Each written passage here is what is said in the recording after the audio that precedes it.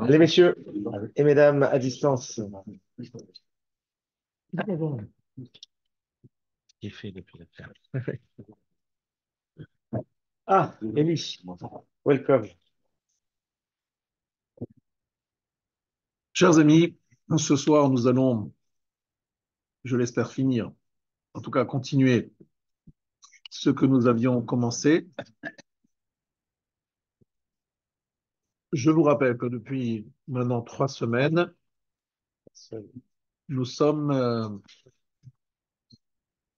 en train de découvrir deux kochot, deux forces qui sont en nous, qui sont bien ancrées en nous, qui sont des cadeaux d'Hachem, qui sont la Machashava et le Ratzon. Et nous étions maintenant en train de développer la notion de la Machashava. La Mahashava, je vous rappelle que c'est la pensée, c'est la capacité de se concentrer, utiliser à bon escient son cerveau en se concentrant dans la vie. Mais on a compris que ce n'est pas simplement se concentrer, on va l'expliquer un peu plus aujourd'hui.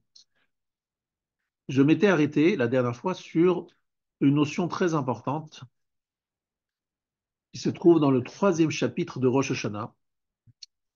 Vayakashayari Moshe Yado Vegavar Israël, et c'est la paracha de cette semaine. Donc, je me suis dit, je ne peux pas. Il faut revenir dessus. Lorsque Moshe levait sa main, Israël prenait le dessus. Alors, est-ce que c'est magique?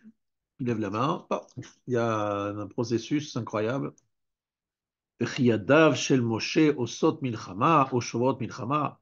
Est-ce que c'est les mains de Moshe qui font la guerre, qui font la victoire, qui est dans la victoire, ou qui, au contraire. Et là, l'Omar Lecha, c'est pour te dire. Tout ça, c'est la Mishnah dans Rosh Hashanah qui le dit. Je suis en train de citer une Mishnah. Kolzman shayu Israël mistaklim klabe ma'ala, lorsque les Juifs regardaient, observaient vers le haut, ou meshabdim et libam laviem shebashamayim, et littéralement asservissaient leur corps, ça veut dire se rabaisser, on va dire, était dans la notion de l'humilité, et en disant qu'ils sont des serviteurs de leur Père qui est dans les cieux, ayum itgavrim. Ils prenaient le dessus sur Amalek. Veimlav ayunoflim, mais s'ils ne regardaient pas vers le haut, et donc n'avait pas cette réaction d'avoir de l'humilité face à Hachem, eh bien, il tombait dans les mains d'Amalek. Qu'est-ce que ça veut dire, dit Rabbeinu Ovadia, mi bartenura, mishum daire leel bekavanat alev, c'est lorsqu'ils avaient la kavana. La kavana, c'est le mot central de la tfila. La tfila avec kavana, c'est une tfila qui ressemble à quoi? Eh bien, tfila sans kavana, ça ressemble à un corps sans âme. Donc une fila avec Havana, c'est un corps avec une âme. Est-ce que vous voyez la différence entre un corps sans âme et un corps avec une âme? Je pense que c'est pas de faire des grandes descriptions. Et belle différence entre les deux. Un est vivant et l'autre est mort. Donc il y a une fila morte et une fila vivante. Voilà, tout simplement. Et qu'est-ce qui fait la différence entre une fila morte et une fila vivante? La kavana. Mais qu'est-ce que ça veut dire la kavana? Alors la semaine dernière, on avait commencé à dire. On pourrait penser que la kavana, c'était juste une traduction simultanée de chaque mot de la tfila, ce qui n'est déjà pas tellement évident. Ce serait déjà pas mal. Ce serait déjà pas mal. Donc, il dit non, ça ne suffirait pas. Même ça ne suffirait pas, parce que ça serait un moment de Torah. Ce n'est pas un moment de tfila, c'est un moment de Torah, parce qu'en fait, on prend le sidour et on l'étudie. On l'étudie, on le traduit, mot à mot, on le traduit. En fait, c'est une étude sur texte, voilà, une traduction simultanée, mais ça s'appelle de l'étude. Alors que la tfila, c'est autre chose. Alors, c'est quoi justement la tfila? Justement, c'est quoi? Ben, là, on le découvre dans Rosh Hashanah. Meshavdim et libam laviyem shebashamayim. Ça veut dire une volonté de déclarer allégeance à Kadosh Baruch Hu. Qu'est-ce que ça veut dire en traduction plus proche de nous? Ça veut dire que lorsque les Juifs regardaient les mains de Moshe, qu'est-ce qu'ils disaient? Notre victoire ne dépend ni de nos armes, ni de notre courage, ni de notre audace, elle dépend uniquement du fait que nous sommes conscients que notre victoire dépend uniquement d'Hachem et que c'est Hachem notre roi, notre Dieu, notre maître, etc. Lorsqu'ils étaient dans cet état d'esprit-là, c'est la victoire. Si c'était un autre état d'esprit, c'est l'échec. Et voilà. Donc, le Rav avait aussi ajouté un mot, Yitaneg al Hashem betevot atfila. Regardez ces mots-là. Se délecter d'Hachem dans les mots de la tfila. Vous imaginez ce madriga? Vraie relation, c'est une vraie relation. Le Rav, il nous a dit qu'il ressentait ça. Le Rav Wolbe, il nous ressentait ça, peut-être pas tout le temps, mais il ressentait souvent ça, ce délectation, ce oneg. C'est ce que c'est oneg Shabbat. Le oneg de dire des mots de tfila. Et ici. Alors, comme on fait ici, je ne sais pas, Alva, que tout le monde ait ce ressenti, mais c'est pas facile. Des lacs de vos paroles. Ah, ça c'est autre chose. Je pensais que vous vouliez dire qu'ici à Lève, tout le monde faisait les tfila avec le oneg. Alva, j'aimerais bien. Ça, d'accord. On ne va pas se cacher. C'est très dur, la tfila, c'est un Non, travail qui est difficile, parce que c'est répétitif, toujours la même chose, et toujours à une heure fixe. Et on n'a pas toujours à ce moment-là ni les nerfs, ni l'envie, ni la pêche, ni des besoins externes.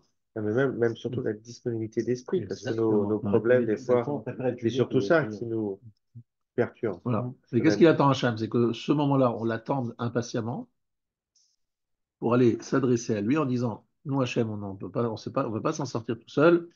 Il faut que tu interviennes, il faut que tu sois là, il faut que tu agisses. Et nous sommes tes serviteurs, et voilà, etc. Cet état d'esprit-là, qui est en fait créer un lien véritablement avec Hachem, la, c'est nécessaire, ça s'appelle la kavana dans la tfila. Alors, Mahashava, c'est la pensée, c'est-à-dire la concentration, et ça c'est nécessaire. Et Ratson, c'est la volonté de se rapprocher d'eux. Donc il faut qu'il y ait en même temps Mahashava et Ratson pour qu'il y ait une bonne fila. Donc il faut relier ces deux choses, donc c'est pas facile. Mais sachez qu'une fila bien faite, elle est extrêmement efficace, beaucoup plus que ce qu'on pense et ce qu'on voit. Et donc c'est dommage que nous n'utilisions pas ce moment et que des fois on a l'impression qu'on a envie de s'en débarrasser rapidement alors que c'est un moment crucial dans notre journée. Rav, juste une question. On dit Tfila, est-ce que c'est la seule façon de voir exaucer? Parce qu'on dit aussi les brachot, le amen, les choses comme ça. Comment vous situez l'un par rapport à l'autre? Alors, la tfila dont on parle ici, c'est vraiment La semaine Esrei. la Shemona Esrei, c'est-à-dire un moment où on vient demander à Hachem. Il y a d'autres moments de tfila qui sont des moments de remerciement, c'est le moment des brachot, et là aussi il faut avoir la kavana et tout ce que tu veux, mais c'est pas de ça dont je parle là maintenant. D'accord. Parce qu'on compare l'histoire du peuple juif devant Amalek, il est dans une situation de détresse, et il faut que... Et c'est ce que j'ai dit aux soldats sur le front. Je leur ai dit, attendez, messieurs, il y avait des phrases qui me dérangeaient un petit peu. Oui, on a une bonne armée, on a des bonnes armes, on a des... Mais attention, la réussite du clan Israël vient de notre capacité à montrer que même si on a des armes, notre Yeshua vient d'Hachem. C'est Hachem qui doit intervenir. Même si on ne le voit pas obligatoirement à chaque coin de rue, mais c'est comme ça que ça doit se ressentir. C'est une épreuve, c'est pas facile, hein, c'est facile à dire, mais c'est aussi vrai dans le monde du travail. Tu dois te dire chaque fois, c'est Hachem qui m'a donné la tzlacha, c'est Hachem qui veut ceci, qui m'en a parlé ça. Voilà, c'est un travail et voilà. Est-ce qu'il faudrait aller jusqu'à laisser une part de... Je ne fais pas pour laisser la part, en guillemets, une part d'Hachem de faire le... Oui, moi je pense que la ishtadlout, elle ne doit pas être à 100%. Il faut des fois être capable de laisser C'est tomber. ça, en fait. Et surtout dans une réaction lorsque ça marche pas bien, lorsque vous sentez que vous continuez beaucoup, beaucoup sur une affaire. Il ne faut jamais trop compter sur quelque chose en disant il faut absolument que ça marche. Non, même si ça marche pas, c'est la volonté d'Hachem et c'est pour le bien. Et comment vous réagissez lorsque vous avez a priori une déception, vous aviez une affaire, vous étiez presque sûr que ça allait signer et ça ne s'est pas fait. Alors comment vous réagissez? Ben, normalement, quelqu'un qui n'est pas croyant, il dit oh là là, mais j'ai pas été bon, il se passe une très mauvaise nuit, sinon pas une très mauvaise semaine, voire un très mauvais mois, il est là en train de se dire et pourquoi et comment. Le croyant, qu'est-ce qu'il dit? Gamzou le Tova, ce qui est bon, ce qui est arrivé, c'est pour le bien. Et de toutes les manières, si Hachem ne voulait pas, ça ne devrait pas se faire. C'est vraiment accepter le décret divin avec joie. C'est pas facile, je ne dis pas que c'est facile, mais C'est comme ça qu'on devrait réagir. Mais là, vous dites qu'il faut retenir sa main, ne pas aller jusqu'au bout de son action pour laisser une marge. C'est autre chose. C'est-à-dire, je suis capable d'aller jusqu'à tel investissement. Au lieu d'investir 100 000, je mets 50 000, par exemple, je dis n'importe quoi, pour laisser une part, c'est-à-dire cette part d'incertitude. C'est ça que vous dites? Alors, ce que j'ai dit, c'est que ce que j'ai reçu de Rav Moshe Shapira, c'était très important ce jour-là où il m'a dit, c'était pas devant tout le monde, il m'a dit comment est-ce qu'on arrive à s'éduquer au bitachon, à la confiance en Hachem? Comment on arrive à se construire là-dedans? Et c'était très intéressant ce qu'il m'a dit. Il m'a dit, tu sais, normalement, on va dire, dans un homme qui n'est pas croyant, qui ne veut pas travailler sur son bitachon, il va faire tout ce qu'il peut comme démarche pour obtenir sa parnassa. Tout. Il va tout faire. Et par exemple, prenons un exemple, il va faire dans une journée 10 démarches différentes. Il va traverser Paris, il va faire je ne sais pas combien de coups de fil, envoyer des mails, etc. Un homme croyant, il peut travailler. Il m'a dit comme ça de vous dire à vous, il m'a dit, je veux conseiller à mes élèves de se dire, je peux avoir la parnassa avec 9 démarches. Je peux très bien vivre avec 9 démarches.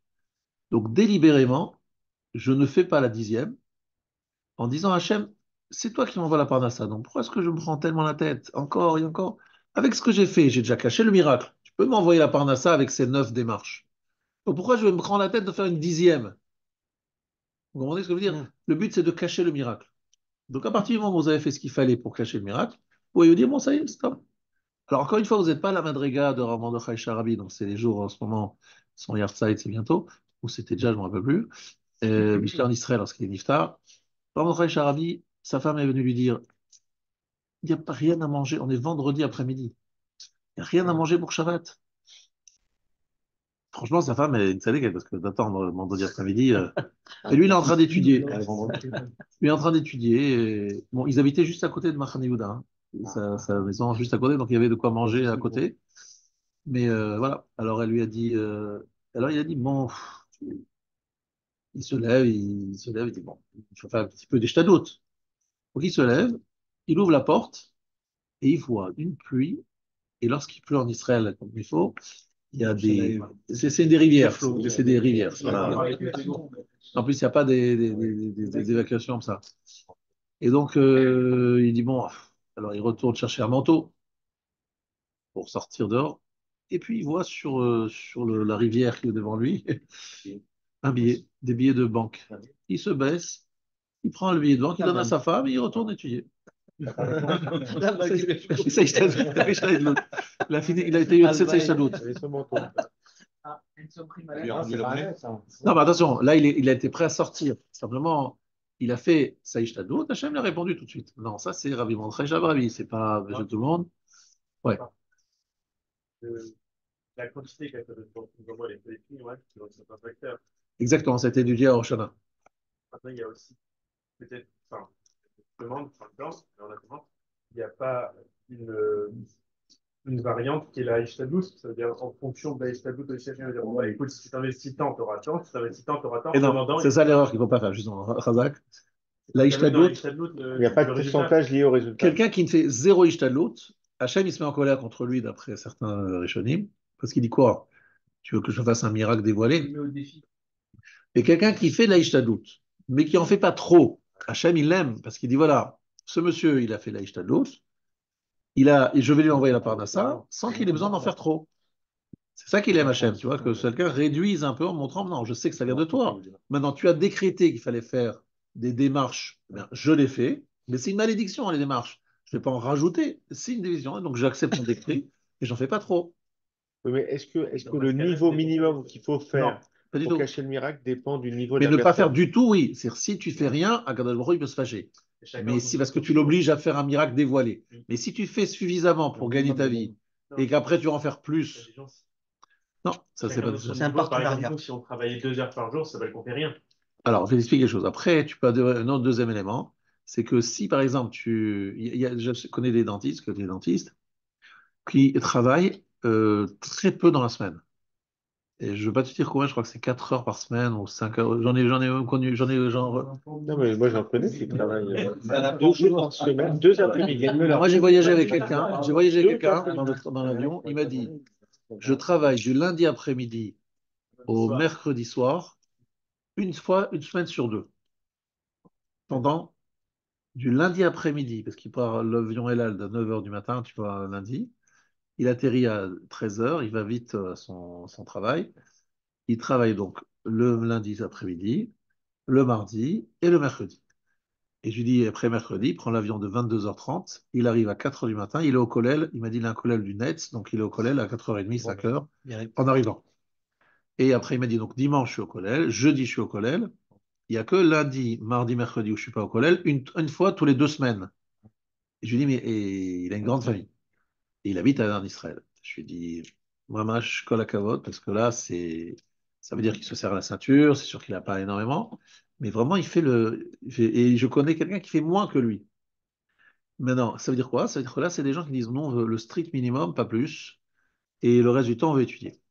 Mais il y a aussi une autre option, c'est quelqu'un qui dit, moi, je ne veux pas le strict minimum, je veux me gagner d'une façon large ma vie, et ce qui est en plus, c'est vrai, j'ai envie de me faire quelques kiffs, mais je donne aussi la tzedaka, donc je suis marzik de la Torah, donc j'ai le srout d'être marzik de la Torah, donc je décide d'avoir, et en vérité, ça dépend de quoi? Ça dépend aussi beaucoup de la motivation de la personne. C'est une personne qui est cool au Kodesh, mais en fait, c'est quelqu'un qui est cool au Kodesh. Il a juste besoin de quelques instants pour sa part de ça, ou bien c'est quelqu'un qui, en fait, a besoin de travailler, pas seulement pour vivre et pour gagner sa vie, mais aussi difficile d'étudier toute la journée, de rester des heures et des heures à étudier. Donc, il travaille aussi pour s'équilibrer et aussi pour donner la zaka. Donc voilà, ce sont les deux options qui sont devant toi. Et c'est vrai que c'est un grand sujet, le bitachon, qui est pas simple. Il y a beaucoup de gens qui comprennent pas bien ce qui se passe. Mais de faire zéro à Ishtadou, tu fais une avéra. D'accord? Mais tu n'es pas obligé d'en faire trop.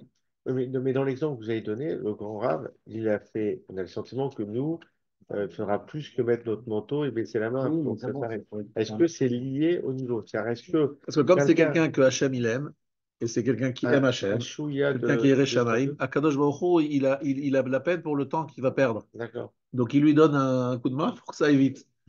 Moi, j'ai connu le Rav Moshe Soloveitchik, qui était le Gadol Hador d'Europe.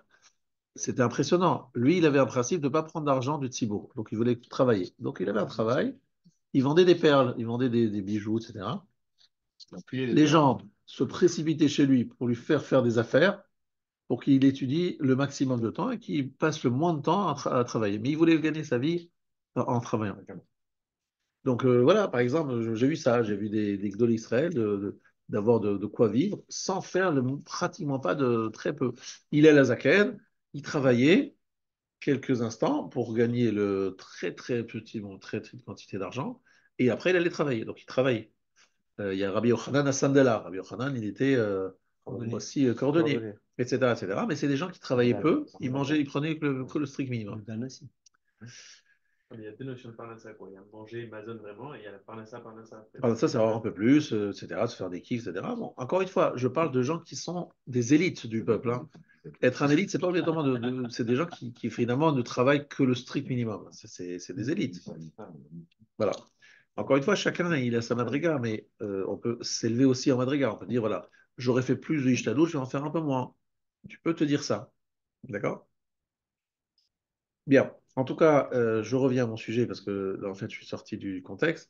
J'étais en train de parler de la tfila, de la kavana, de la façon dont il fallait associer machashava et ratson pour que la tfila soit faite avec kavana. Et donc, c'est comme ça que j'ai vu quelqu'un. Je vous raconte aussi une histoire qui m'a beaucoup marqué. J'ai un monsieur qui a ramassé de l'argent pour son collègue, comme il y en a beaucoup qui passent ici. Et puis à un moment, je ne le voyais plus beaucoup. Alors je lui ai dit, pourquoi vous ne revenez plus? Pas qu'on manque de gens pour nous solliciter, mais ça m'intéressait. Il m'a dit, j'ai dit finalement, je vais faire ce que j'enseigne aux gens. J'écris que la tfila, elle donne des férotes. Pourquoi est-ce que je vais tellement ramasser de l'argent? Je vais prier beaucoup plus, avec beaucoup plus d'efforts, et je serai obligé de partir beaucoup moins à ramasser de l'argent. Il m'a dit, j'ai fait ça, et c'était le cas. Donc pourquoi se prendre la tête? Allez, par exemple, vous voulez la parnassa? Vous savez très bien que s'il y a une cliente qui rentre, ou un client, eh bien, en tant que dentiste, vous pouvez faire beaucoup d'argent en 1 heure et vous pouvez faire que des petites caries à 2 balles qui rapportent très peu. Donc ça vient, ça tombe du ciel, on va dire. Donc investissez dans la tfila, comme ça vous aurez besoin de moins travailler et vous aurez des gens plus intéressants qui rentreront dans le cabinet, plus rentable. Pourquoi ne pas voir les choses comme ça? Vraiment, pourquoi ne pas faire les choses à la khalamassé? On dit aux gens, la tfila, la tfila, la tfila. On fait la tfila, mais on n'y croit pas vraiment, quoi, en fait. Si on y croyait vraiment, ben, on passerait plus de temps. En tout cas, je vous invite à faire des expériences, faire des essais, moins de ishtadlout et plus de tfila. Bien. Ayant, j'espère, été clair sur ce sujet-là, en plus, on a pu expliquer un passage de la paracha de cette semaine, ce qui est extraordinaire. Je vous rappelle que dans cette paracha, c'est la première fois dans l'histoire où un rabbin il dit à son peuple de ne pas prier. Hachem yelachem lachem ve'atem tacharishun. Taisez-vous. Alors, est-ce que vous voyez beaucoup de rabbins qui vont dire arrêtez de prier? Je n'en connais pas. Alors pourquoi est-ce que Moshe leur a dit d'arrêter de prier? Parce que Hachem lui avait dit qu'ils y aillent, qu'ils marchent. Ça veut dire le Rav Wolbe nous a écrit, il écrit dans son livre, dans un autre endroit, qu'il y a un niveau plus élevé que la tfila. Qu'est-ce qui peut être plus fort qu'une tfila? C'est un ma'asé, un acte de bitachon. C'est pour ça que je vous ai dit ce que j'ai dit au-devant. Un acte de bitachon, c'est quoi? C'est Narshon qui se jette dans la mer. C'est plus fort qu'une tfila. Parce que le fait, tu dis à Kadosh Baruch Hu, écoute, Akadosh Baruch Hu, je dépends que de toi, ton sort dépend de toi, je me jette à l'eau. Ça veut dire vraiment jeter à l'eau, c'est le cas de le dire. Là, il y a Simchat al-Nes, quand Ça même. veut dire que oui, alors une seconde, c'est un maasé de bitachon qui a été commandé par Akadosh Baruch Hu, par l'intermédiaire de Moshe, mais dans lequel tu montres une confiance totale en Hachem. Cette capacité de voir cet acte-là te donne une force qui dépasse la tfila. Pourquoi? Parce que lorsque tu pries, Akadosh Baruch Hu dit, bon, est-ce qu'il est méritant? Est-ce que je vais l'écouter? Va l'écouter. Bon, on fait des calculs. Mais lorsque quelqu'un se jette, quand c'est un acte de bitachon, Akadosh Baruch Hu dit, il a trop confiance en moi, il se jette dans mes bras, je vais le récupérer. Alors vous avez raison, on ne peut pas faire ça n'importe comment, n'importe quoi, c'est aussi codifié. Ça, c'est codifié. Maintenant, je vais vous raconter l'histoire d'un rave. Un rave, il a eu un problème de Parnassa et il a décidé quelque chose qui est absolument incroyable. Donc, c'est un homme très pauvre. La seule chose qu'il a, c'est son appartement. Il a dit, le Satan m'attaque et il veut que j'arrête d'étudier et que j'aille travailler, etc. Qu'est-ce qu'il a fait? Il a vendu son appartement. Il y est resté en tant que locataire et il a distribué tout l'argent de la vente à des pauvres. Il a dit, Satan, là, je te montrais, Dans l'attaque. je te montre que je t'ai eu KO. Là, je t'ai mis KO. C'est-à-dire, tu voulais me sortir, me dire, non, tu as des soucis, machin. J'ai vendu la seule chose qui avait de la valeur que j'avais et je l'ai tout donné pour la tzedaka. Ah, vas-y, maintenant, ça y est. Moi, je sais qu'Hachem, s'il veut m'envoyer la barre de ça, il m'enverra. Est-ce que tout le monde ait cette madriga de faire ça? Je ne dis pas que c'est une aura qu'il faut faire, etc. Je dis juste qu'il y a des gens qui ont un acte de bitachon. Ils font un maasé bitachon, pas simplement des paroles, un maasé de bitachon. Et ça, Rabotai, il faut le faire des fois dans notre vie où il y a des choses où vous sentez que halakhiquement, c'est pas très cachère ce que vous faites, très, très, très gâte cachère. Vous dites, bon, j'ai confiance en Hachem, s'il a parlé à ça, c'est de lui, et que cette partie-là, je ne la fais pas parce que je veux montrer ma émouna en Hachem, alors pourquoi est-ce qu'il m'arriverait quelque chose de mal? Je permets de me dire que moi, je ne suis pas encore à cette madriga parce que je fais certaines choses qui, je pense, ne devraient pas être faites, même si ce n'est pas des avérotes, mais je pense qu'il y a des niveaux. Donc, je ne peux pas vous donner à moi, à vous, des leçons de choses que je ne fais pas moi-même, mais je vous dis que c'est une madriga que j'aimerais une fois acquérir. Mais c'est des madrigotes élevées dans certaines décisions qu'on doit prendre. Je ne vais pas rentrer dans tous les détails. Revenons à notre sujet qui est la notion de la Mahashama, parce que je suis un petit peu détourné en parlant de la Parnassa, mais c'est un jour où on parle de Parnassa, puisque c'est le Shlishi, le Yom Shlishi de Parashat Beshalach. Et il y a une ségoula d'un rabbin qui s'appelle Rabbi Menachel Mendel de Rimanov, sur la tombe duquel j'étais l'année dernière, il y a moins d'un an, et qui lui a révélé que pour avoir la Parnassa, c'est bien de lire la Parashat Aman avec le Targum dans la journée d'aujourd'hui. C'est ce qu'on fait. Chichi, et ce qu'on va C'est faire demain. demain, Demain. à À Mincha. 13h15, à Mincha, avant Mincha, on va faire la lecture d'Aman, parce que c'est la ségoula de ce rabbin qui est un spécialiste de Parnassa. Voilà. Donc ceux qui veulent venir demain à 13h15, Ils ont reçu surface sur leur venue. C'est pardon? Ça marche la visio? Alors, vous pouvez faire la. Non, vous pouvez faire la ségoula chez vous. C'est pas Oui, nécessaire c'est de pas lié, venir. mais c'est mieux de voir C'est ces personnes l'entrée, de lire. Pardon? Et Rab, Oui, d'accord, d'accord. pour le Mais 13h15, moi, je on le plaisantais pas. refait, on le refait pour le Zemintra Ketana aussi. Ouais, ceux qui veulent refaire, ils peuvent le faire. D'accord, mais il faut le lire devant le Sefer Torah. Lire devant Sefer Torah, c'est toi qui dis. C'est Non, pas non, ce que j'ai dit. l'année dernière, il y a quelqu'un qui nous avait dit, Ah, parce qu'on ouvre le Echad. voilà, le Echad, il a dit. Pas obligé, tu peux. Non, non, non, non, moi je dis, j'ai quelqu'un qui me dit, ah non, il faut faire tout. D'accord, d'accord. C'est ce que quelqu'un a dit, mais non, la ségoula elle-même, j'ai vu, c'est pas obligatoirement de Echad. C'est mieux de faire On ça. peut pas y avoir d'Alakha dans ce coup-là. Voilà. Non, Mais c'est le ségoula du Rabbi Nachel Mendel de Rimanov, qui est un élève du Noam Elimelech. Un talmid de Noam Elimelech. C'est bon minyan ou Pardon? non, non, même pas. Même pas, il faut Pas d'Alakha, c'est. On fait avec Minyan, on fait ça. C'est ça rapporte, ça rapporte. individuellement. Et quelqu'un qui peut pas faire et qui fait la ségoula sans le Minyan, c'est aussi quelque chose. Bien sûr. Bien. En tout cas, ça s'est beaucoup répandu ces dernières années. Avant, c'était pas tellement connu, mais je sais pas si on faisait ça en Afrique du Nord. Je pense pas, mais. Alors, maintenant, à Botaï, je vais vous montrer jusqu'où va la Torah. J'en ai un peu parlé la dernière fois, mais je voudrais quand même insister là-dessus.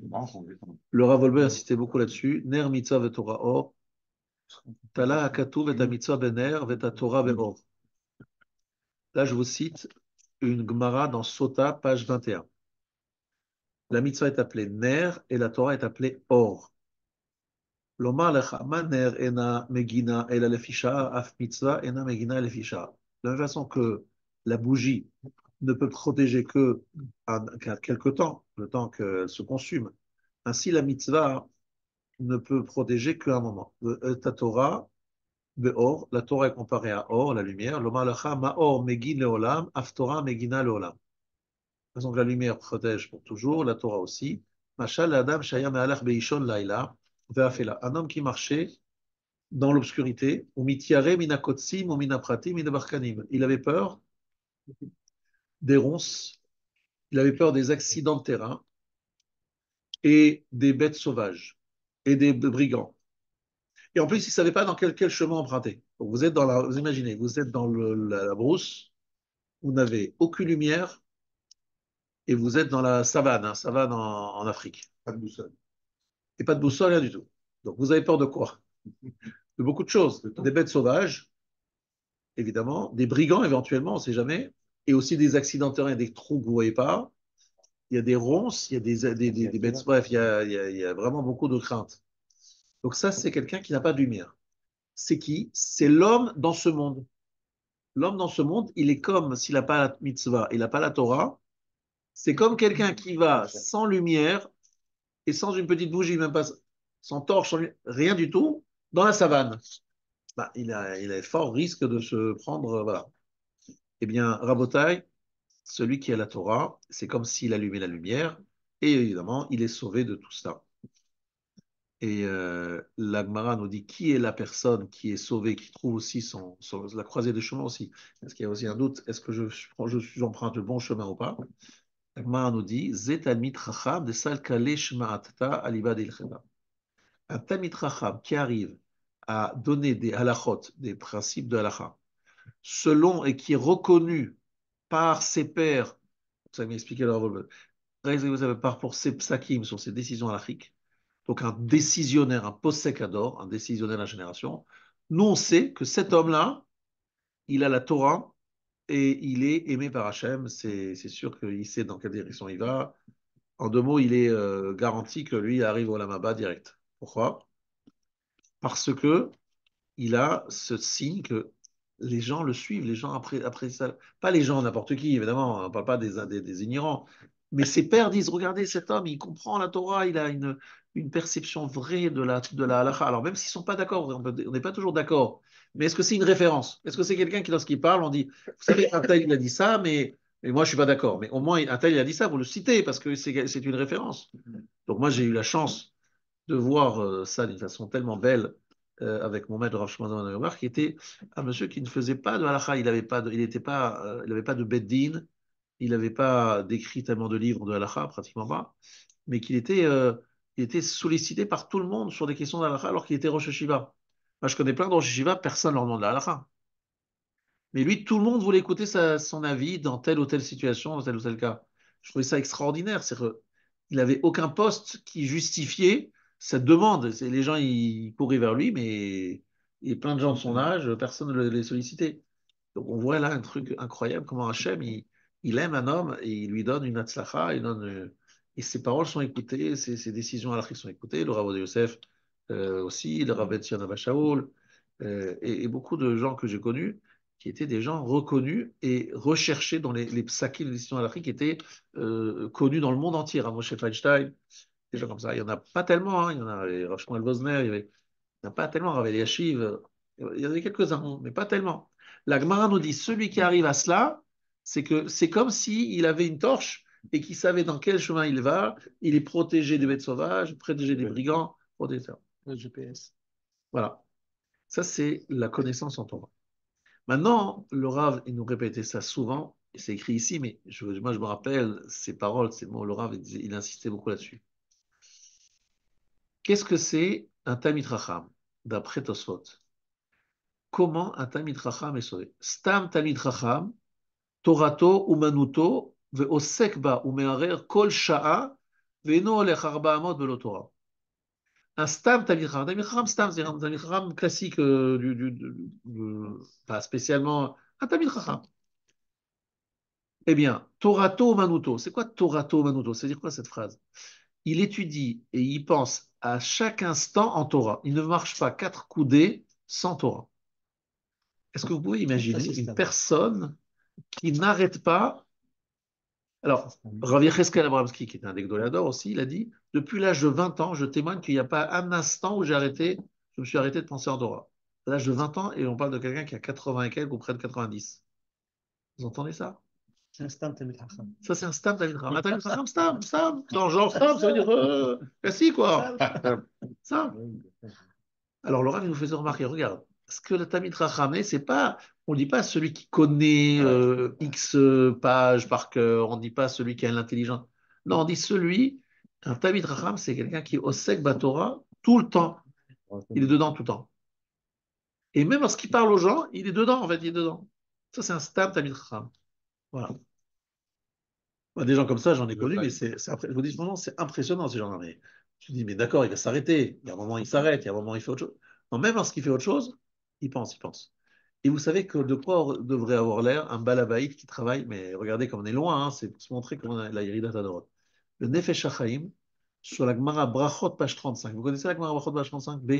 C'est une Gemara que tout le monde doit connaître, qui est la fameuse Gemara où on montre la marloquette entre Rabbi Ishmael et Rabbi Shimon Bar Yochai. Tout le monde connaît cette Gemara. Rabbi Shimon Bar Yochai dit, je ne comprends pas, vous êtes en train de labourer le champ, de semer. Torah, Matei Alea. Qui va étudier la Torah si vous êtes en train de travailler dans les champs? Alors Rabbi Ishmael dit, mais non, Arbe Asuken, beaucoup ont essayé, comme toi, d'arrêter totalement de travailler. Lo Alta Beyadam, ils n'ont pas réussi. Alors qu'est-ce qu'il dit comme phrase? Hanheg Bahem Minag Deretz. Étudie la Torah, mais en étudiant la Torah, occupe-toi de choses de ce monde. C'est-à-dire, occupe-toi de ta parnassa. Et Nefesh Hachem nous dit que ça veut dire quoi? Et regardez les mots du Nefesh Hachem, parce qu'il les cite ici. C'est qui c'est Nefesh Hachem? C'est Rav Chaim de Vologine, l'élève, le grand élève du Gaon de Vilna. On est au 19e siècle. Voilà comment ce Rav, il décrit un balabaïd qui travaille de son époque. Je sais pas, enfin, en tout cas, les gens qui. Alors, qu'est-ce que ça veut dire? Shegam beota ha'et vesham etet she'ata osek beparnassa. Même au moment, un petit moment où tu t'occupes de la parnassa, kede hatzorer ve'echeach lichriat devesh, juste ce qu'il faut pour vivre. Al kolpanim berayone marshavotecha, mais dans tes pensées, t'es me'areh rak bedivre Torah. Tu penses qu'à des divrei Torah. Tu travailles, mais en même temps, tu penses à des divrei Torah. Alors, c'est vrai que lorsqu'on est médecin, lorsqu'on est dentiste, lorsqu'on est informaticien, lorsqu'on est je ne sais quoi encore, c'est pas facile on risque de faire des bêtises si on n'est pas concentré dans ce qu'on fait. Il y a des métiers où c'est facile, par exemple les métiers très manuels, on peut faire autre chose en même temps. Il y a des métiers où franchement c'est compliqué et puis tout le monde n'arrive pas à rester concentré, etc. Donc, c'est un niveau très élevé. C'est pour ça que je vous dis combien nous sommes loin de ce que le Raphaël de Vologine décrit comme monsieur. Voilà. Donc ça, c'est un niveau élevé, mais peut-être qu'il y a une époque où c'était normal. Tout le monde avait ce niveau-là. Ça demande une machashava Torah, une pensée en Torah très, très, très forte et continue. C'est incroyable. C'est ce qu'on appelle en bon hébreu shakua belimut. Quelqu'un qui est totalement investi dans son limut. Moi, par exemple, j'avais une chavruta qui, lorsqu'il marchait de chez lui à la yeshiva de Ponovitch, c'était un homme marié qui avait des enfants, il répétait par cœur les Mishnayot. Et lorsque je le voyais arriver, je le voyais parler. En fait, il récitait par cœur les Mishnayot. Il s'arrêtait, il s'asseyait à côté de moi. À l'instant où il s'était assis, il parlait de Torah. Et jusqu'au moment où il partait, il n'y avait pas un instant d'arrêt. Puis après, il se relevait, il recontinuait à faire ses Mishnayot. Et j'ai l'impression que sa vie, c'était tout le temps, tout le temps, tout le temps, tout le temps ça. Moi, je le voyais arriver, je dis, voilà, c'est quoi ce martien avec qui j'étudie là? Et juste à côté, il y avait le Rachar qui était en train d'étudier. Et lui aussi, tout le temps, tout le temps, tout le temps dans sa Torah. Tu es assis à côté de ces gens-là, tu te dis, oulala, on est loin du compte là. Et tu sens des gens qui sont mechoubarim, qui sont un peu, on parle de connexion, connexion au débit, tout le temps, connexion. C'est des gens d'un niveau spirituel élevé, on va pas se raconter d'histoire. Et même, il y en avait un, de qui j'ai dit Chavruta, il disait, bon, cette nuit, j'ai rêvé, j'ai un rave qui est venu me parler, qui lui a expliqué une pérouche, chose qu'on ne n'avait pas compris hier. Je dis, oulala, dans quoi je suis tombé? J'arrive à manger à midi, je veux dire, on va manger à midi, on va faire un petit kiff, on va discuter, machin. Les gars, ils mangeaient un tout petit peu. Moi, j'avais faim à leur place. Je dis, et ils mangeaient très peu. En 2 minutes, ils avaient fini. Tout le monde est parti étudier. Je dis, oula. Vendredi soir, 20 minutes, 25 minutes, ils étaient repartis étudier depuis 18 heures jusqu'à 1 heure du matin, vendredi soir. Alors, je ne dis pas que tout le monde faisait ça. Je n'ai pas dit que tout le monde faisait ce niveau-là, mais il y en avait beaucoup. Et c'était une période, effectivement, un peu où Ponovitch était. Mais très franchement, tu as envie des fois de te tirer une balle parce que tu te dis, y a rien, il n'y a aucun kiff matériel, quoi. Il n'y a plus de matérialité, quoi. Je te dis, mais comment ils font ces gens-là? Ils n'ont pas d'envie, je Qu'est-ce sais qu'ils sont pas. devenus là après Ah cette voilà. histoire? Eh bien, Baruch Hashem, ceux qui étaient avec moi à l'Eshiva, c'est tous aujourd'hui les Shura Rishona, c'est la Rang, dans Première la ligne. première ligne des Rashi Shivot, Rabbanim, machin. On avait une année et des années particulièrement bénies. Mais je dis pas que tout le monde était comme ça. Mais le niveau, par exemple, le plus haut niveau, c'est un gars qui est marié et on devait le forcer à rentrer chez lui le soir à 1 heure du matin pour rentrer voir sa femme. Et lorsqu'il arrivait chez lui, il s'asseyait à sa table et il s'endormait sur sa Gemara. Alors, j'étais pas là-bas, mais on dit souvent c'était qu'on le forçait un peu à Je notre. était comme ça. Un autre, un autre, il a invité quelqu'un, il l'a amené à la maison. Ils sont partis du Beth Midrash, ils ont parlé du Rajba, de l'explication du Rajba sur la Gemara. Au repas, ils parlaient du Rajba. En rentrant, le type, il y a des gens qui sont dedans tout le temps, qui ne pensent qu'à ça, etc. La vérité, c'est que je pense que les femmes, moi, je devrais me lever devant leurs femmes parce que c'est marié avec un Sefer Torah vivant qui se déplace. Mais c'est extraordinaire pour les femmes. Mais je ne sais pas si toutes les femmes supportaient, mais moi, c'est ce que j'ai vu. Mais je parle évidemment des niveaux plus élevés. Après, je dis bien que la Torah, c'est pas que étudier, il y a beaucoup d'autres choses, de midot, etc., etc. Mais je vous dis, quand on parle de marshava dans la Torah, j'ai vu des gens vraiment dedans. Alors là, j'ai vu, c'est pas des paroles en l'air, ça existe. Et c'est des gens qui donnent, évidemment. Par exemple, j'en ai vu certains qui étaient avec moi à l'Eshiva, j'ai un peu les hontes, quoi. Je dis, franchement, je le vois, il y a 100 Avrechim devant lui, 100 Avrechim devant lui, et il leur pose des questions sur tout le chasse. Mais lorsque je pose des questions sur Doshas, c'est les Tosfot et Rashi aussi. Et première réponse de Tosfot, deuxième réponse de Tosfot, Rambam, Roche et les Mefarshim, surtout le chasse. Il demande à 100 personnes. Je dis, oula, il va dépasser lui. C'est impressionnant de voir ça. Et les gars, ils répondent. Les gars, ils répondent, ils connaissent, ils maîtrisent le chasse. C'est des choses incroyables. Il y a des gars qui sont au niveau. Voilà, ça c'est des gens que j'ai connus. Et moi, lorsque j'étais au CHIO, je vous raconte un peu mon histoire, mais c'est des choses, j'avais les boules. Je vous dis franchement, des fois, je dis, bon, je n'ai rien à faire ici, quoi, c'est trop fort. Mais le Rav, il parlait quelques minutes. Le Rav, c'était les Gdoléador, David Povarsky et Rachar. Il disait quelques mots. Les gars, ils avaient compris la question. Ils étaient en train de trouver une réponse. Ils avaient posé une question. Et moi, je n'avais pas encore compris ce que le Rav il avait dit. Oula. Je dis, mais quelle vitesse! En fait, ils sont déjà tellement dedans qu'ils savent déjà ce qu'il va poser, les réponses et machin. C'était la plus grande yeshiva à l'époque, les plus forts étaient là-bas.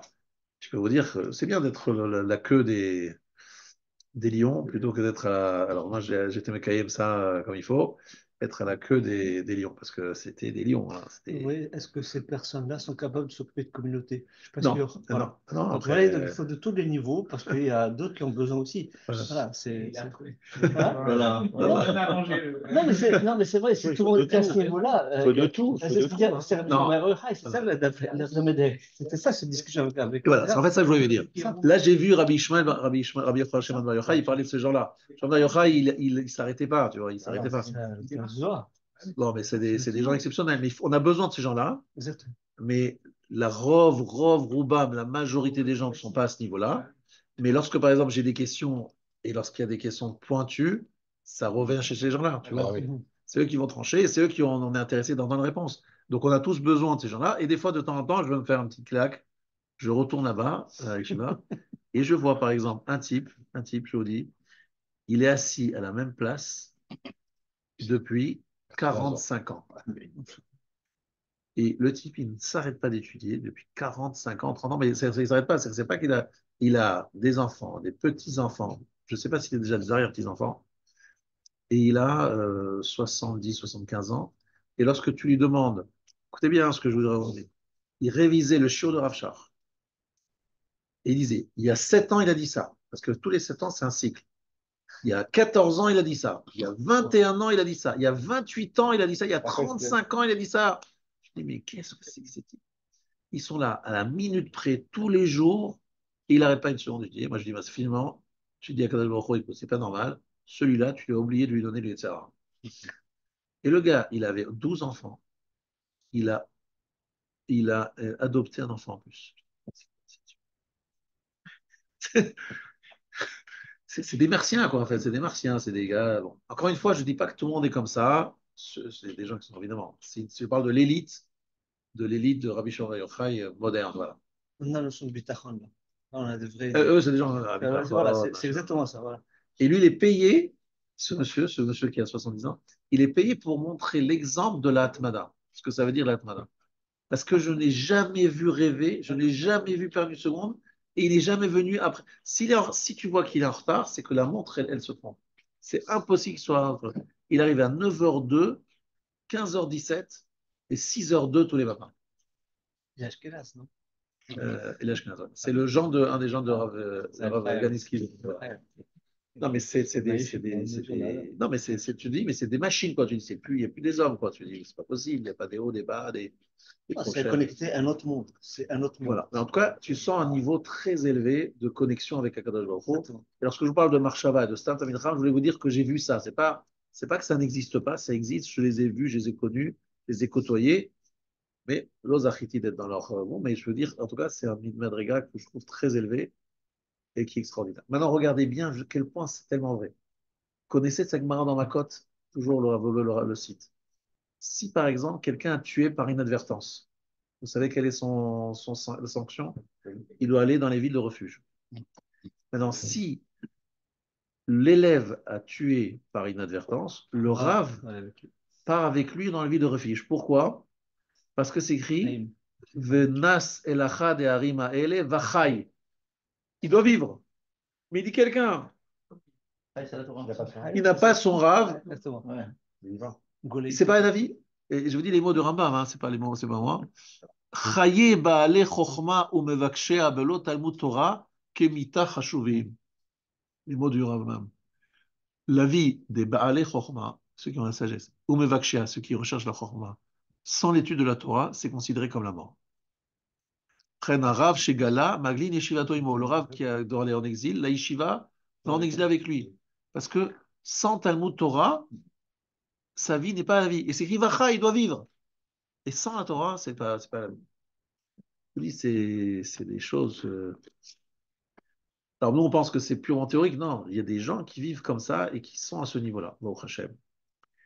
Mais bon, même si on est très loin de ça, il faut avoir conscience que sur ces gens-là, le monde y tient. Le monde y tient sur ces gens-là. Et j'ai vu que même les chilonim les plus éloignés de la Torah, parce que j'étais chez Shimon Peres avec le Rav Citroën Zichrono Livracha, Et j'ai vu que même lui, il reconnaissait que ce genre de gens, ça fait qu'ils doivent exister, qu'il faut leur laisser, il faut leur donner de l'argent, il faut les soutenir, etc.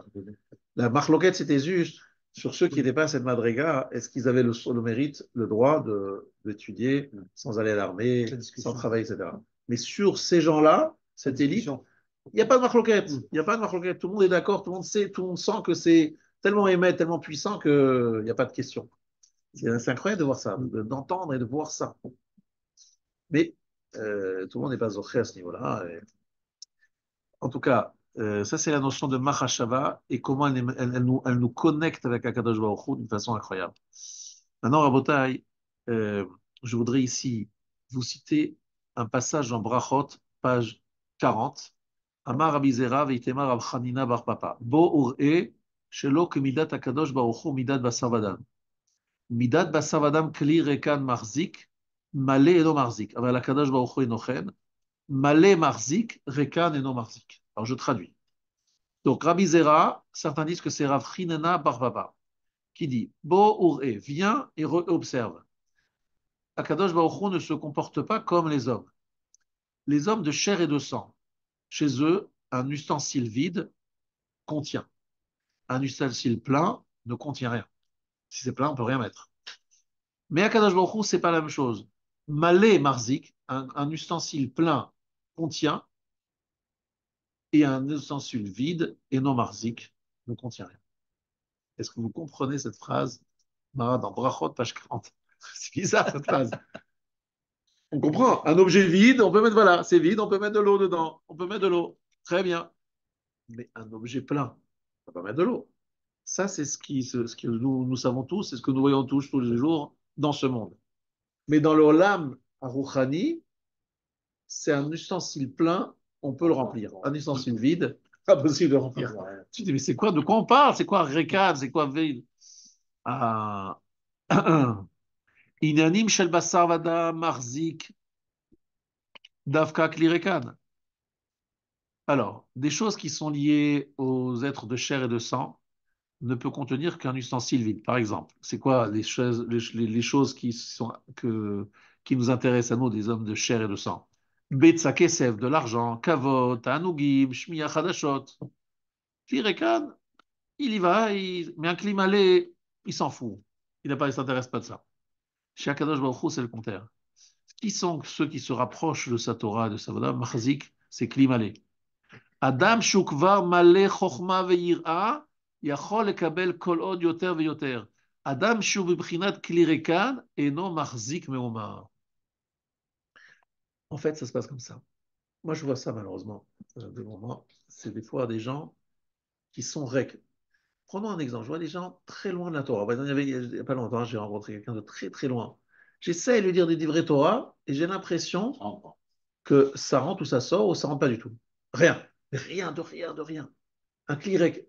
Tout le temps, il est au soir avec en train de voir des trucs, des machins. Il est partout et nulle part.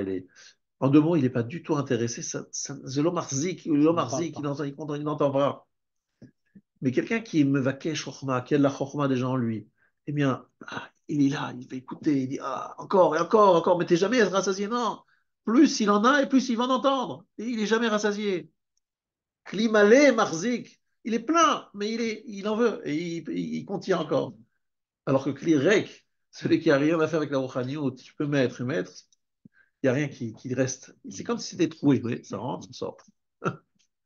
Je pense que vous voyez très bien des gens autour de vous, malheureusement, qui n'ont pas cette route d'être malais et qui sont récams et qui n'entendent rien, qui ne comprennent rien, qui ne voient rien. Et en ce moment, par exemple, avec ce qui s'est passé le 7 octobre, on s'est dit, mais non, il y a des gens qui vont comprendre, ils vont voir, ils vont comprendre qu'il y a autre chose en ce moment. Non, non, ils voient pas. Ils entendent, peut-être même à un moment, ils ont adhéré, et puis le temps passe, et ils repartent avec leurs ch'touillottes, leurs bêtises, leurs machins. Ils ne voient pas que c'est tellement incroyable, Rabotai. Eretz Israël n'est pas donné au peuple juif sans condition. Et une condition explicite, la Torah écrite, le écrit noir sur blanc. Eretz Israël est donné à condition qu'on respecte les lois de la Torah. C'est comme ça, c'est écrit noir sur blanc plusieurs fois dans la Torah. Et si on ne les respecte pas, dans certains cas, même elle nous vomit. Voilà. Donc voilà, il faut bien se rappeler de ça, c'est une évidence. Ce n'est pas une dracha d'un rave qui a 5 ans, c'est écrit noir sur blanc dans la Torah. Et de plein de façons différentes, je peux vous montrer les preuves. Donc, malheureusement, à un moment, on avait des gens qui étaient d'accord avec nous. Ils disaient, oh, mais t'as raison, finalement, on se rend compte que oui, il faut quelque chose dans la vie. Mais malheureusement, ça ne tient pas. Il y a un trou c'est percé. Voilà, Rabotai. La solution. La solution, c'est qu'en fait, ces gens-là soient sensibilisés. Et cette sensibilisation peut se faire de différentes façons. Mais une fois qu'on a sensibilisé quelqu'un, sachez une chose, il faut tout de suite à mettre ça en application pratique. Mais c'est vrai pour nous aussi. Des fois, on se réveille, on dit, tiens, c'est vrai, oh là là, je réalise quelque chose. Très bien. Attention, c'est un moment qui s'appelle Sha'at Ratzot, c'est un moment extraordinaire, de très, très, très précieux. Ne laisse pas s'envoler, parce que très vite, ça s'évapore et ça s'envole. Il faut tout de suite le transformer en quelque chose de concret. Et c'est quoi, par exemple, de faire des choses concrètes? Ben, je prends, ah voilà, maintenant j'ai compris ça, alors maintenant ça y est. Je faisais pas ça jusqu'à maintenant je vais le faire. C'est-à-dire que vous essayez de mettre comme une sorte, le Rav nous appelait ça le thermos, il appelait le thermos. Cette image, je disais pour l'étude de la Gemara, la Torah chez Baal Pé, c'est le thermos du feu du Har Sinaï. Là, je le disais. Magnifique. Magnifique. Conserver la joie, l'enthousiasme du Har Sinaï, c'est la Torah chez Baal Pé et les discussions, etc., qui conservent cette joie. Comment vous ne pouvez pas vous être ému lorsque vous rentrez dans une yeshiva, aujourd'hui encore, des centaines d'élèves étudient avec toute cette... à 18 ans, 20 ans, pourraient penser à plein de choses. Ils sont là, ils étudient une Torah qui ne leur apporte ni un diplôme, ni de l'argent, ni du kavod, rien du tout. Ils sont là et ils étudient à fond, etc. Et vous voyez ça, vous dites, mais c'est extraordinaire, cette vitalité, cette joie, cet enthousiasme. Vous dites, mais c'est extraordinaire. On sent le feu du Sinaï, mais qui a été conservé dans le thermos qui s'appelle Mara, Rashi, Tosfot, Rishoni, Macharon. Incroyable. À d'aujourd'hui, jusqu'à aujourd'hui, ça marche. Mais c'est vrai aussi dans l'Aïtorot qu'on a dans le domaine, chacun d'entre vie. À des moments où on se réveille, attention, conserver. Moi, je vois ça dans des cimetières, malheureusement. Je parle à des gens très loin. Dans le cimetière, tout le monde écoute.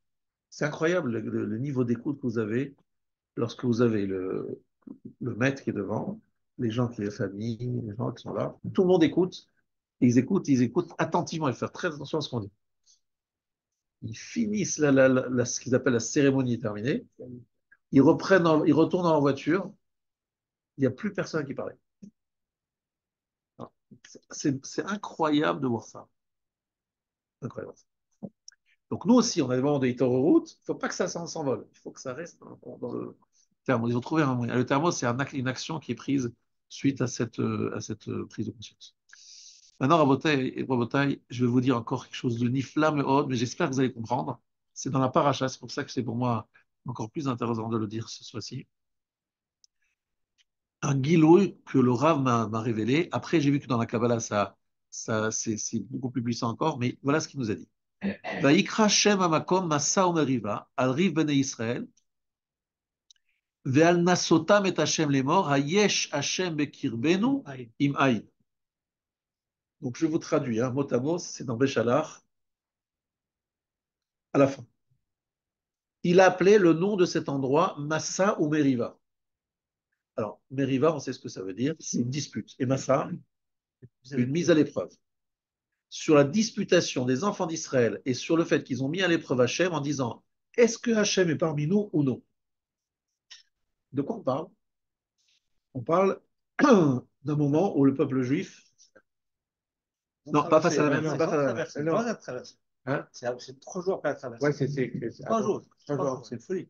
Alors, qu'est-ce que c'est que cette question? Ayesh Hashem Bekirbenu. Je vous rappelle que juste après, il y a Amalek qui a attaqué. Hein. Parce qu'il y a eu cette question. Est-ce que Hashem est Yesh ou Aïn?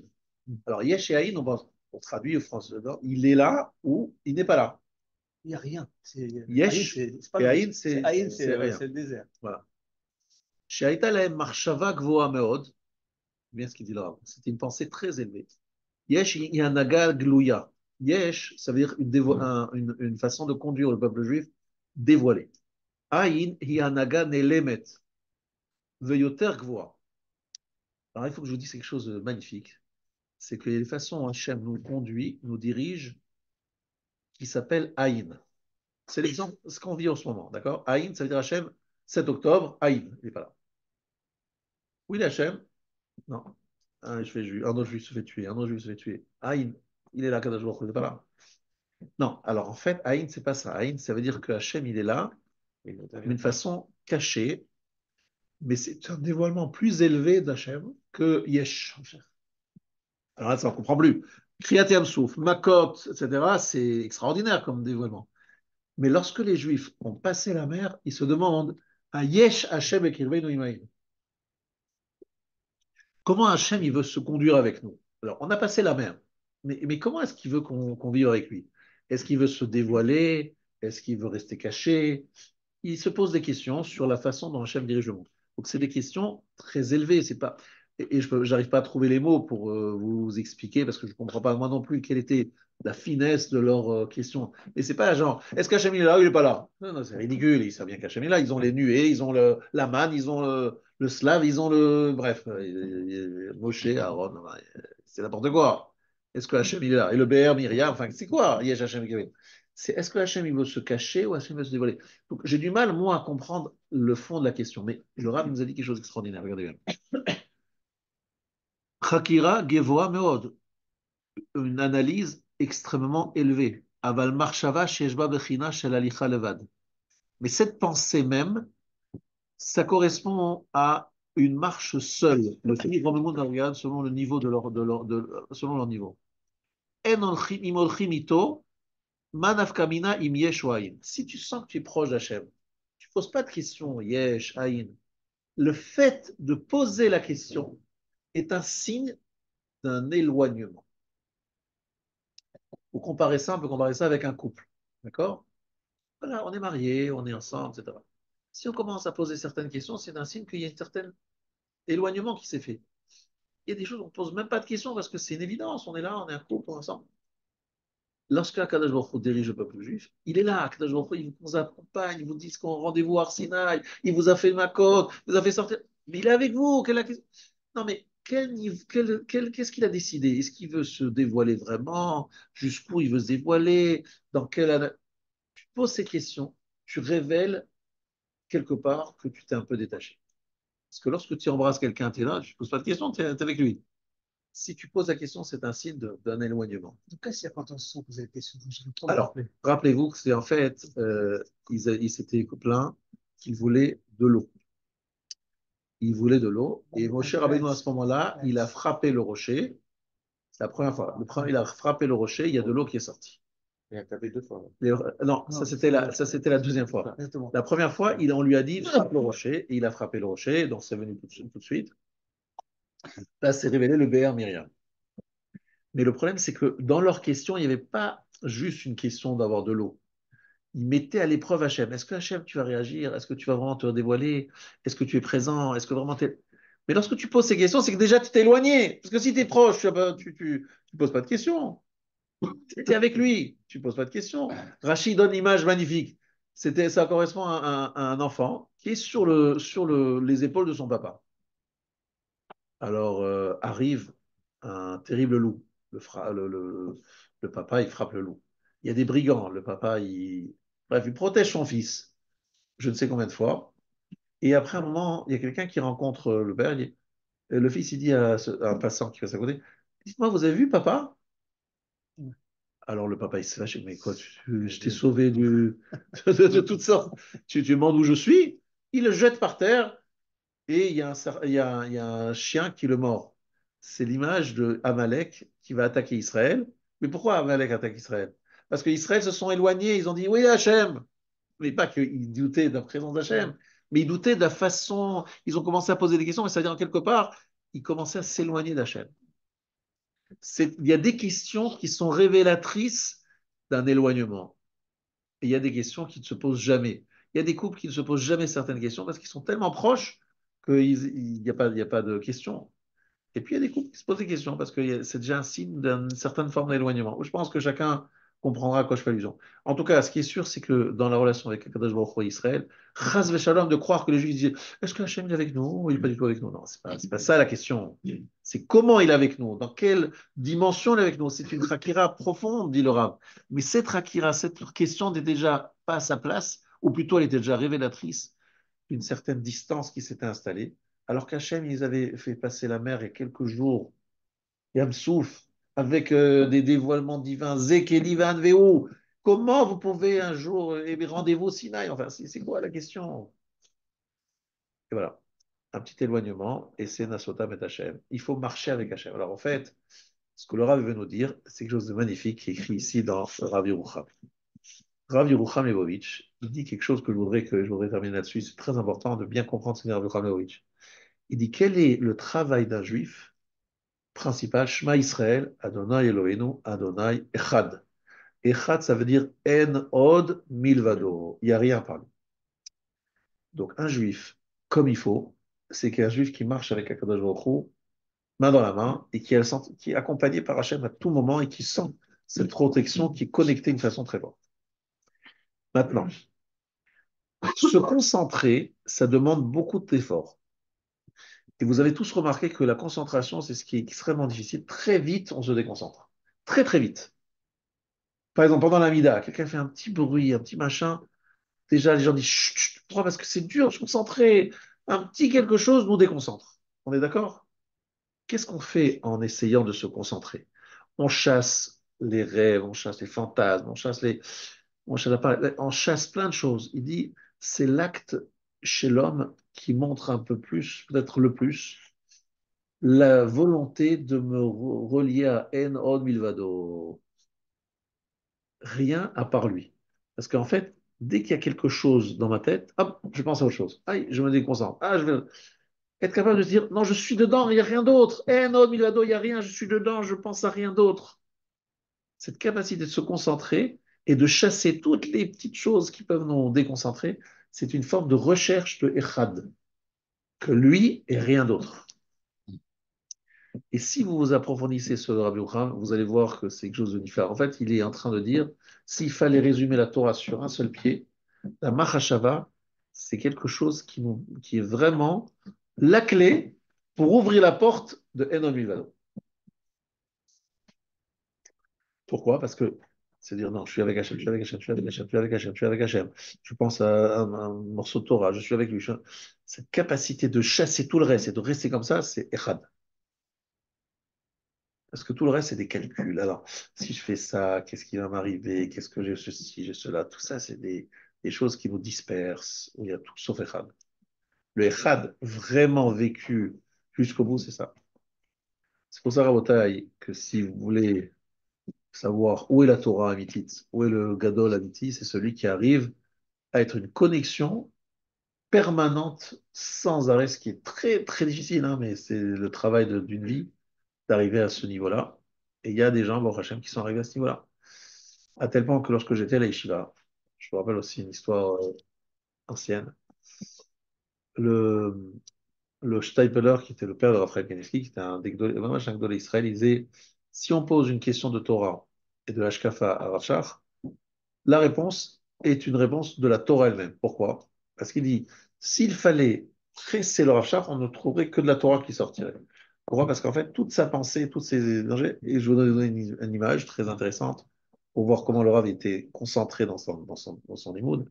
Moi, j'ai plusieurs histoires que j'ai vues, mais sa femme, la plus belle histoire, c'est sa femme qui a dit, je ne me rappelle pas une nuit où mon mari ne se levait pas en pleine nuit, se dirigeait vers la bibliothèque, ouvrait un livre, un Rambam, ou je sais pas quoi, puis après aller se recoucher.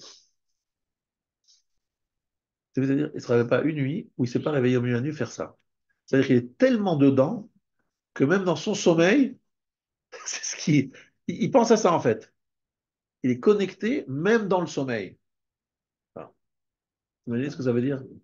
C'est impressionnant, c'est incroyable cette puissance-là.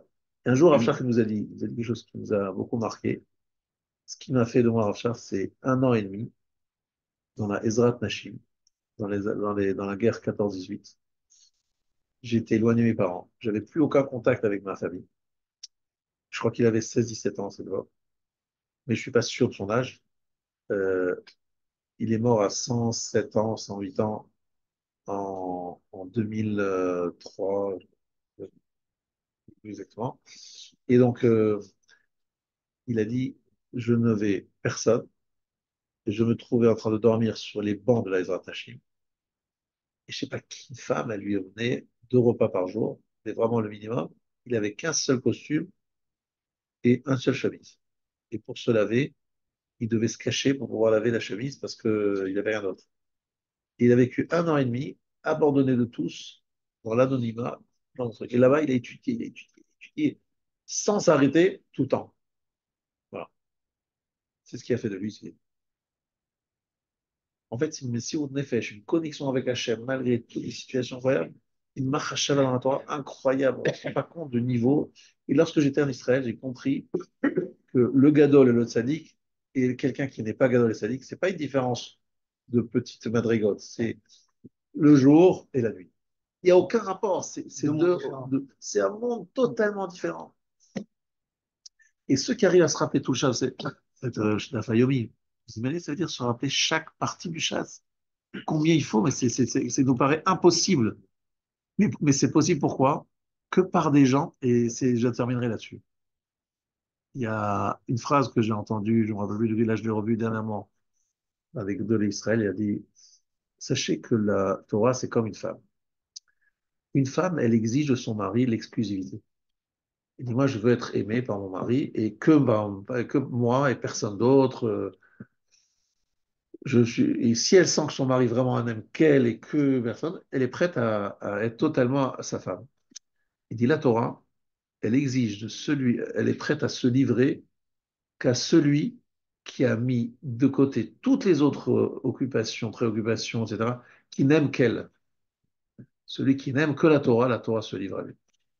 Et je l'ai dit, franchement, je l'ai vu. Des gens qui arrivent à se rappeler, qui n'ont pas une mémoire particulière, mais qui aiment tellement la Torah et ils n'aiment que la Torah, ils arrivent à se rappeler des choses incroyables grâce à la Kedusha et à l'exclusivité de ça. Parce que la Torah, quelque part, se livre à eux, ils découvrent des profondeurs et des machins, ils disent, mais d'où ils prennent ça, mais comment ça, d'où ça vient, etc. C'est cette capacité de tout laisser tomber, une mahashava exclusive de Torah. Bon, c'est des niveaux très très élevés, mais ça existe. Et nos Gdolé Israël sont comme ça, et ils ont une siyata d'Ishma, une aide d'Hachem incroyable suite à ça. Une aide incroyable. Je répète, leur Torah se répand dans le monde entier sans qu'ils fassent sans utiliser les réseaux sociaux, sans faire de pub, sans être élus, sans être machin. Ils sont recherchés alors ils font tout pour fuir la publicité et la notoriété parce que ça les embête. Ils ont autre chose à faire, ils veulent faire autre chose. C'est impressionnant de voir ça. Comment les gens les traquent pour leur demander des questions, pour poser des questions alors qu'en fait, eux, ils font tout pour. Alors qu'il y a d'autres gens qui essaient de se vendre, qui font des publicités, qui se disent je suis ceci, je suis là, et personne n'a envie de les écouter. C'est incroyable ça. Voilà, chers amis, le message que je voulais. Exactement. On souhaite.